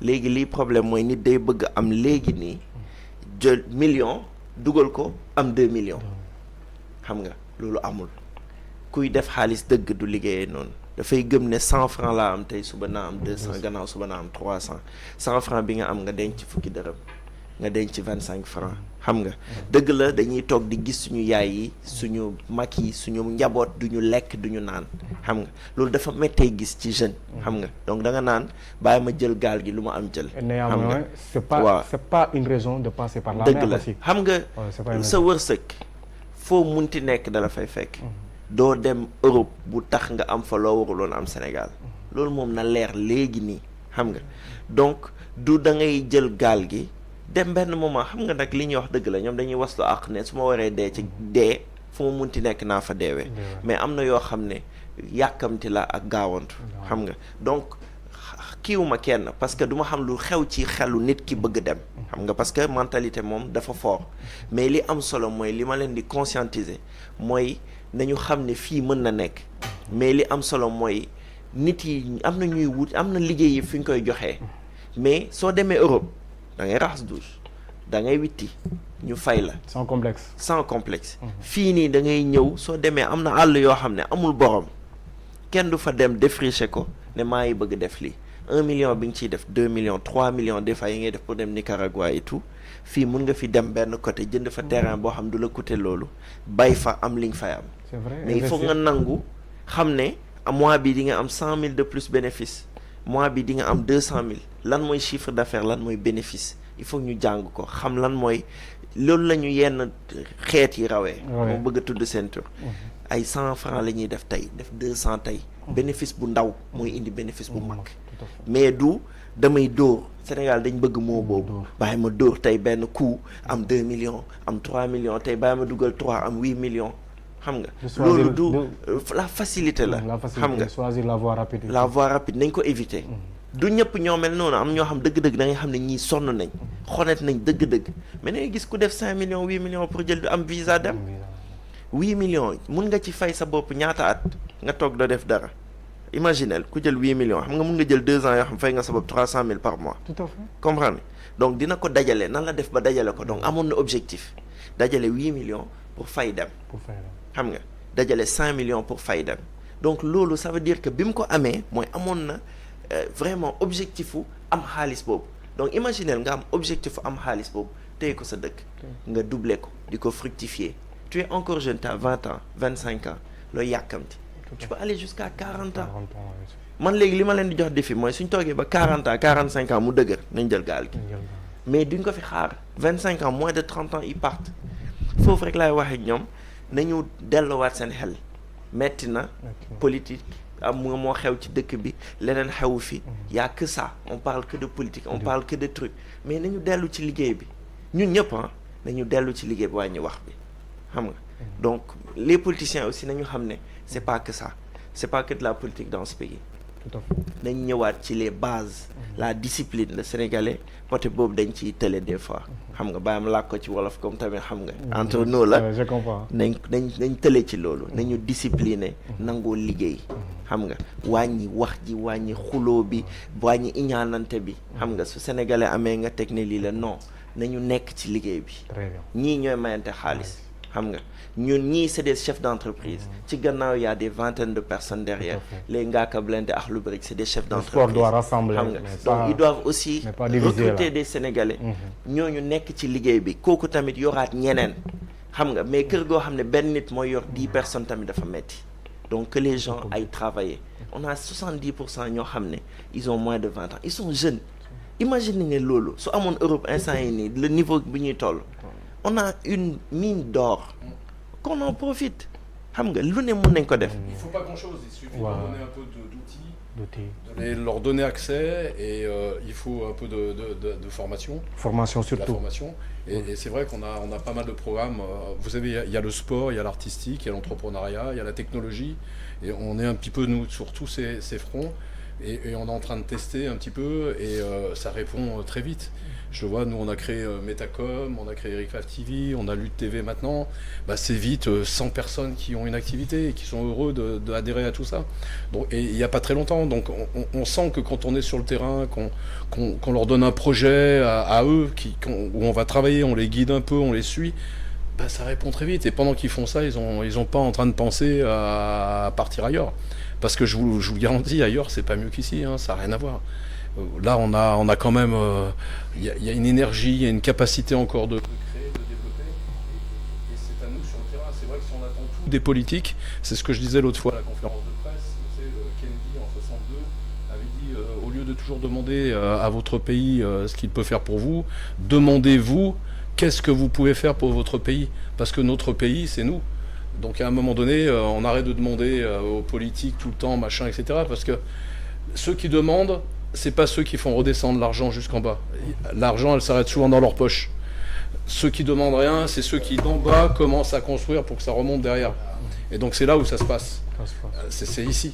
Donc il faut prendre conscience de tout ça. Voilà. C'était pas le but de la conversation, mais c'est lié parce qu'on parle de la jeunesse et cette jeunesse, faut lui donner un exemple. Il leur faut des exemples. Si en face de nous, on a toujours des exemples de mecs qui trichent, qui mentent, qui font n'importe quoi, etc. Ça ne tarde juste. Elle a envie à un moment d'avoir des gars qui leur montrent l'exemple, avec force, avec conviction, avec amour, avec partage, et puis qui vont sur le terrain. Et là, ils ont envie de suivre. gens, ils ont envie de suivre personne. Donc s'ils suivent personne, ils suivent les mauvais chemins après. Et c'est là où on commence. L'argent facile. C'est là où ça va mal. Voilà, bref. Franchement nekk na message bu am solo comme ni ko Yaxya waxee tout à l'heure moom mënul concevoir un jeune bi nga xam ne dem na ba récolter une somme de 4 millions ou 5 millions nga ne da ngay jël pour dem si voyage alors que yow ni nga def ba récolter somme boobu war nga mën a toog sax xalaat xool noo si mën a investir xool noo si mën a def pour entreprendre ngir mu jural la leneen nga bañ a yàkkamti parce que boo yàkkamtee rek dina la mujjee yàqal si lu bëri parce que gis nañ ñu bëri ñi nga xam ne dañoo récolter ay millions ba pare def ko si gaal bi mujjee yàq noonu seen xaalis mujj ñu sax yegg fu ñu jëm et ñuy ñaan yàlla rek ñu gën a ñaaxaat jeunes yi malgré c'est un peu difficile c'est trop difficile même mais c'est pas une raison de prendre li nga xam ne mooy gaal mooy pirogue bi di ko jaaree si géej bi c'est pas bien du tout sinon na ngeen si am ay gàllankoor ñu si bëri seen famille gisatuñ leen xamatuñ fu ñu jaar amatuñu seen benn nouvelle ñun ñaan yàlla loolu daal mu daal di fay jeex carrément rek tey face à face leen woote woon li nga xam ne mooy Laurent Ndiago et Bou Siteu finalement mu am li nga xam ne message boo xam ne c'est lié notre conversation looloo waral sax ñu dugg si ngir ñaaxaale li nga xam ne mooy jeunesse yi nga xam ne ñoo ñuy suivre di bàyyi seen yite yëpp damay daal di jox kàddu gi Laurent Ndiago mu joxe son dernier mot mu tàggatoo. waaw maa ngi jégalu ñëpp nag. bu dee dañoo juum. maa ngi jégalu di kontaan si Eric. ak sama coach su Yaxya. di jégalu ñëpp. waaw di bëgg waa diaspora bi nag.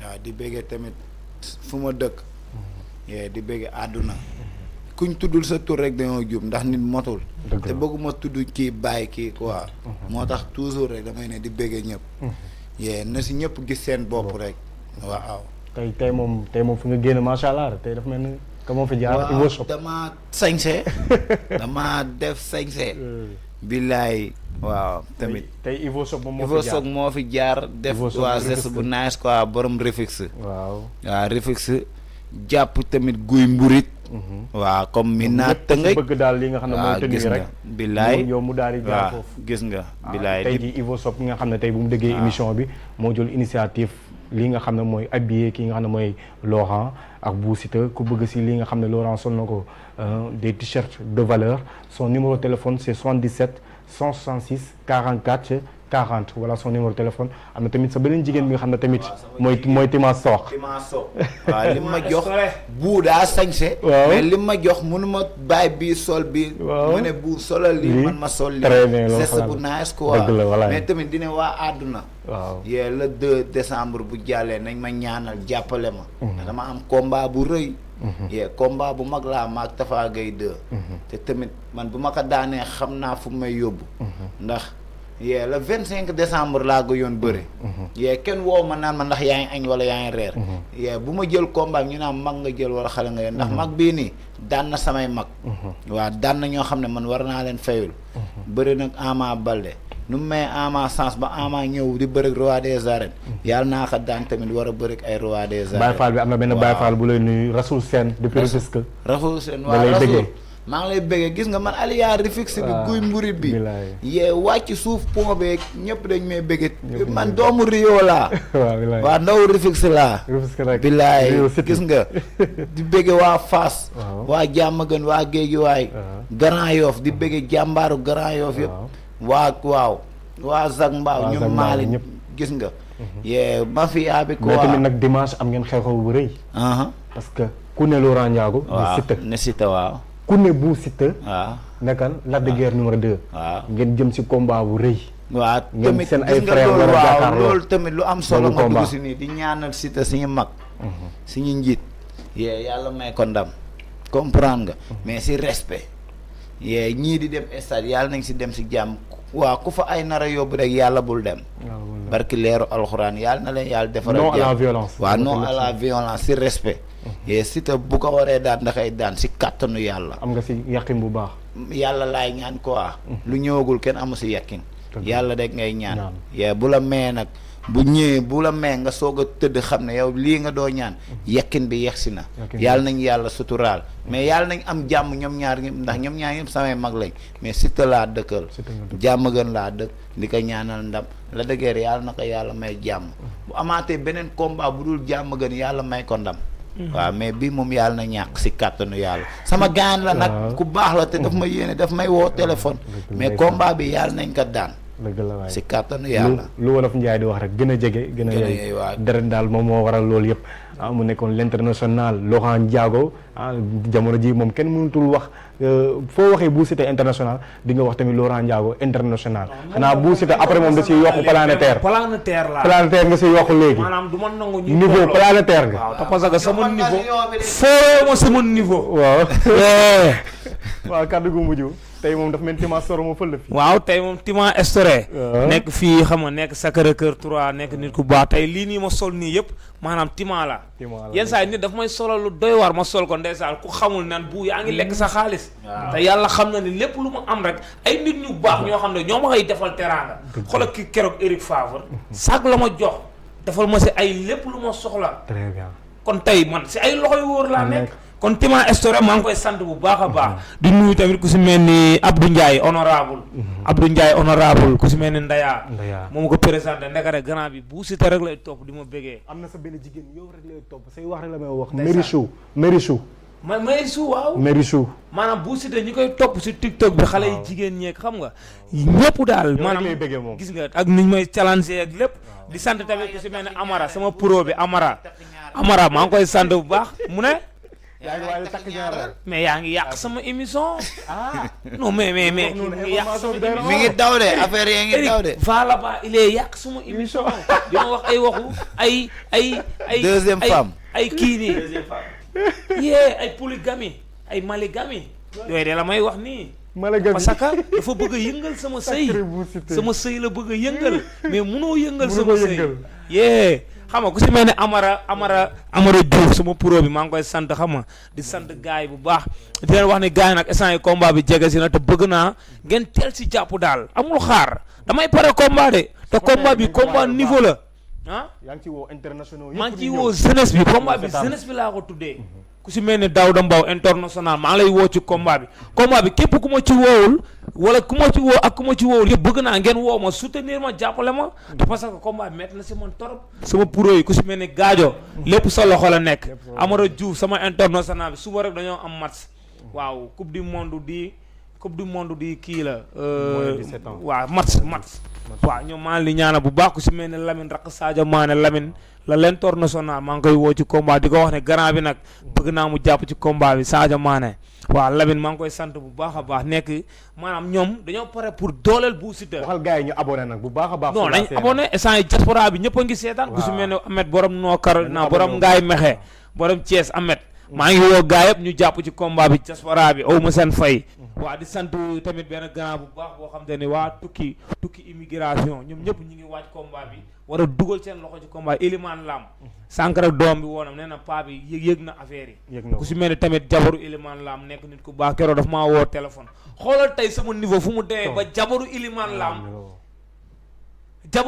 Lam ndakate Bou Siteu rek lay seetaan koo xam ne moo tey devise Sénégal nga ne ak Serigne Bamba Mbacke moo tey devise su Sénégal Elimane Lam nekk nit ku baax fan yii rek la def geste bu nice ndeysaan am titre foncier bu rëy bu nekk Liberté 6 mu tabax ko stade def si sa synthétique may ko waa Liberté 6 may ko ndaw ñi tey loolu yombul ci multimilliardaire bu taxaw def lu baax lu mel noonu maanaam multimilliardaire boo xam te ni tiitul Elimane Lam nayul Elimane gaaw loxo bi gaaw na ay waay Elimane Lam yàlla na sa jàmm yàgg waay merci beaucoup di nuyu ndeysaan suma maman suma lépp ndeysaan Mati Lam jawaram bi daf maa woo kontaan ci man barke Serigne Touba mais maa ngi woo diaspora bi ñëpp ay ñoom Samb sama pro yi xam nga waaw maa ngi woo ñëpp daal su ma libee damay jóon mais maa ngi woo àdduna Daouda Mbow ñoom ñëpp ndeysaan diaspora bi su ma limee rek damay jóom comme ni ko Roland Ndiago waxee rek man ñi may jàppale ñëpp mënumaa toog di lim ñëpp mais maa ngi sant suma papa suma lépp ku si mel ni Yaxya Diop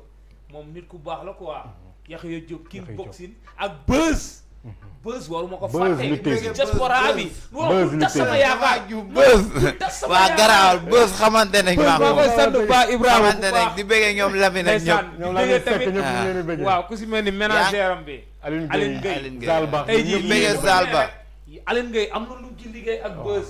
ak mais tamit kii ku ñàkk ki ñaan la. te parce que bu ko neexoon xooli keneen bëre ak moom. mais dana Bou Siteu laay jël pour bëre ak moom si king boxing bi. te parce que xam na ne man damay pratiquer ci king boxing. te parce que Eric Favre le 2 décembre jeunesse bee war a génn ñëw wuy si Bou Siteu. ma war a xeexu tànk. day waar war a wane Jackie Chan. war a naaw war a indi Jackie Chan xam nga Jackie Chan. Jackie Chan. Bruce Lee, Jackie Chan. Bruce Lee am na Bisiri. waaw Bisiri. kon xam nga Bisiri ak Hercule. xam nga ay Hercule. On a un combat en direct Bruce Lee et Jackie Chan. xam nga Van Damme. Jean-Claude Van Damme. Jean-Claude Van Damme. yu Van Damme yi nag yooyu yëpp maa ngi koy pratiquer ci kii bi. yooyu yëppay ñëw tànk yëppay ñëw. maanaam taxaw nii jël sama tànk wërale ko boobu amaale na si kii bi. comme ça ma taxaw nii jël sama tànk tourner. lépp am na tout est permis yow rek. boobu nag dafa mokk. prier sa rek boobaa da ngay prier waale. waaw. pare nga sax pour prier yow. prier ginnaaw. non prier ginnaaw moom sama kanam ngay dal ci dër bi. te wóorul ma nekkoo fii di jàng yu mu munul de ay prier ginnaaw fii sama kanam gi dal fi ma damm sama loos bi di métti nekkuma ci yooyu. merci beaucoup. merci beaucoup Bou Siteu dañ koy jaajëfal bu baax a baax mook Laurent Ndiago lii mooy face à face ñoom ñaar sont des sportifs dañuy mayante xaalis rek macha allah ñu ngi nii tey seen kàddu yi fi jug kàddu yi rafet la dañu leen di jaajëfal bu baax a baax et nous remercions également le grand promoteur et le grand entrepreneur Eric Favre qui nous a facilité li nga xam ne mooy tâche bi ce face à face que ñëpp ñi nga xam ne ñëpp ñu ngi koy suivre actuellement ñëpp bëggoon ko seetaan dañu leen di jaajëfal bu baax a baax di wax suñu fidèles téléspectateurs yi ngeen abonné bu baax a baax damay daal di jox kàddu gi rek le dernier mot le grand promoteur à Eric Favre TV mu daal di tàggatoo. Merci, merci au Temple de Sport, merci à Laurent et à Bou Siteu, merci à la fédération de kickboxing. Rendez-vous le 2 décembre.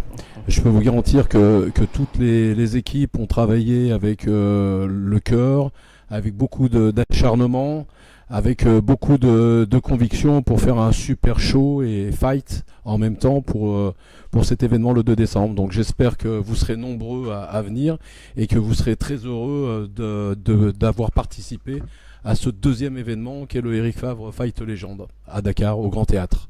Merci. Merci beaucoup. Sophie, un plaisir. Oui. Mami série papa. ñoom ay nit ñu baax lañ maa ngi ñoom ñoo nekk mais maanaam bëgg biñ bëgg Bou Siteu ak sama niveau fu mu toll maanaam ni ñu nekkee di encourager sama niveau.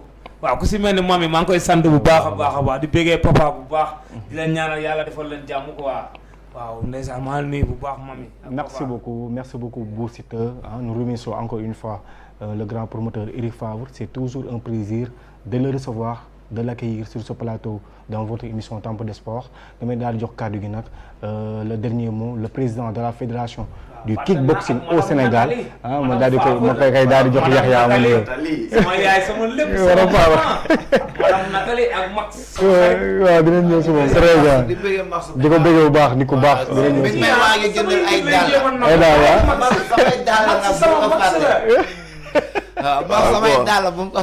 bàyyi ñu tàggoo. merci beaucoup Yaxya maa ngi jéggalu déjà xam nga di wax ne xam nga lu matul rek ñu xam ne loolu la quoi xam nga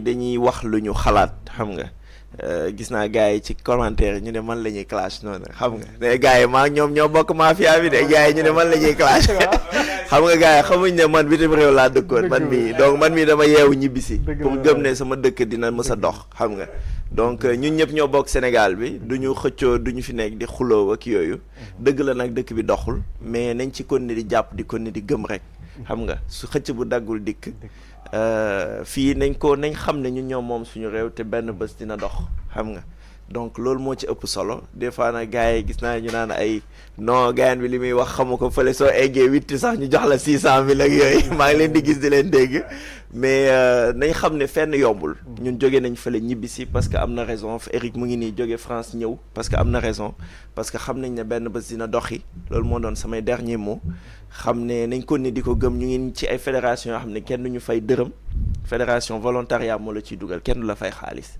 donc président fédération taxul ñu fay la xaalis xam nga donc suñu xaalis la ñuy jël tout le temps di ko def ci jeunesse bi gëm ko xam nga donc nañ ko ne di jàpp rek dina mës a baax xam nga ndax nañ ko fi xaar nag moo dul yomb samay xarit ñu ngi jéem a jël gaal bi ñëpp maa ngi leen di conscientiser donc waxuma ko pour ñu ma xamul dama koy wax pour ñu ma xam nga xam naa ne yombul mais nañ ko continuer di gëm xam nga loolu mooy mot bi dernier mot bi ak aussi wax gars yi nañ ñëw le 2 décembre pour ñu yëkkati suñuy sport suñuy loisir suñuy événementiel beneen niveau xam ne lépp lu am bitim réew mun na am suñu biir dëkk te loolu la ñuy jéem a indi fii nii xam nga donc le 2 décembre di ngeen gis lu nekk te dina neex dina xumb parce que gars yi ni liñ fa nar a xeex amul donc rendez-vous le 2 décembre pour spectacle de feu effectivement merci beaucoup. Merci beaucoup. Et merci à Air Sénégal de nous avoir soutenus et d'emmener pas mal de nos champions des différents pays ici à Dakar,